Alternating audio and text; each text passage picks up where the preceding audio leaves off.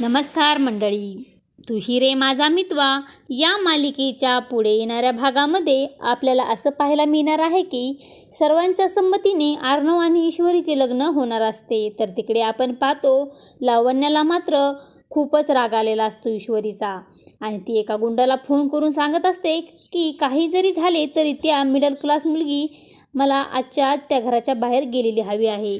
तर तिकडे आपण पाहतो ईश्वरीची आई ही ईश्वरीला लग्नासाठी तयार करत असते. तर ती बोलते, आज तुझं लग्न आहे ईश्वरी आणि आज तुझ्या नवीन जीवनाची सुरुवात करणार आहेस आणि या आईचा आशीर्वाद तुझ्यासोबत कायमस्वरूपी असेल. तर तिकडे आपण पाहतो अर्णवचा राकेशला खूपच राग आलेला असतो आणि तो बोलतो, ईश्वरी तू माझी झाली नाहीस ना तर मग मी तुला त्या अर्णवची देखील होऊन देणार नाही आणि त्यासाठी मला कुठल्याही थराला जावं लागलं तरी मी जाईल.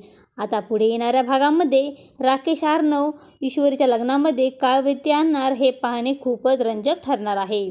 तू ही रे माझा मितवा या मालिकेचे सर्व अपडेट पाहण्यासाठी आपल्या चॅनलला लाईक करा, शेअर करा आणि सबस्क्राईब करायला विसरू नका. धन्यवाद.